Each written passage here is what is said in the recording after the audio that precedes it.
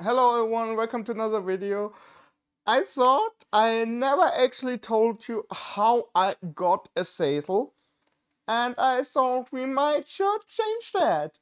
So, first of all, if you haven't seen how I came into the furry fandom, here's a short roundabout. I was like 10 or 11 when I got into the fandom. Back then, I was still figuring out what I am, who I am. I was just sure I am not straight, and I knew that because I had a crush already on a boy, whatever. And I was like, hey, is this normal? Whatever. Came into the fandom. Long story short, and at this point it was like, okay, people have a persona, and I want one too. I was not very creative. I was not very good at drawing, and I had no money. So what I did instead was I decided, hey, you know what? That's my favorite Pokemon. It's Umbreon, so we're just gonna take it and make a Sona out of it. Back then, why why I used Umbreon is just as simple as it is. It was my favorite Pokemon, so it was like at the beginning it was more like a normal Umbreon, just with different eyes.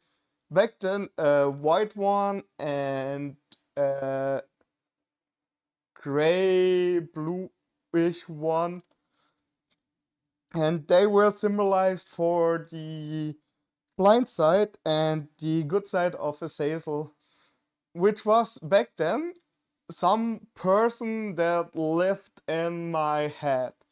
And that's why I came up with the name, because they reference to them always as Azazel, and I was like, okay, but I have no clue how you look. I want to give you a body, something that I can relate to, and so I came up with the first design of Azazel. Then, after that, time grew, and I decided that the shiny Umbreon looks way better than the normal one, so I made it shiny. Then, after I made it shiny, I was like, you know what, rings are boring, let's change it up.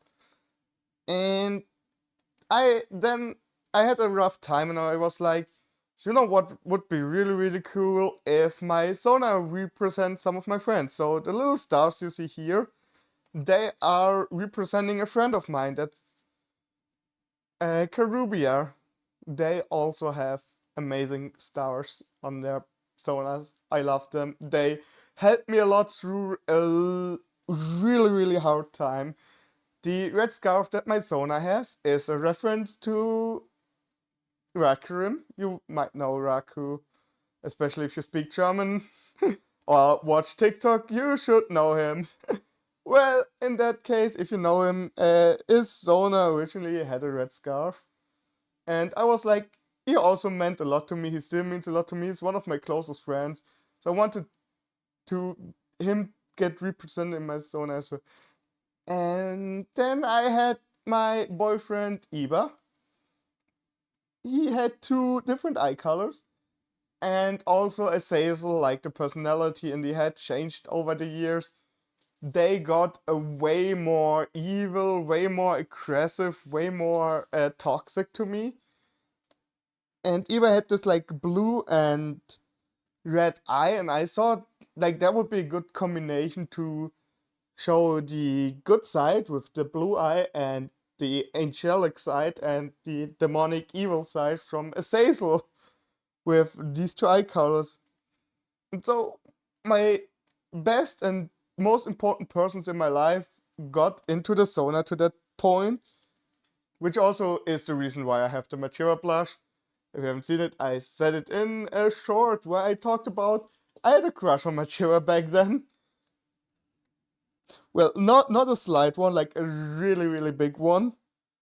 And yeah, I don't know what to say. So I got the plushie as well as an accessory to represent them. And now people might wonder, yeah, you counted so many things, but you have not explained how you got the diamond shaped or how you got the white fur on the front. Well, the white fur on the front is pretty simple.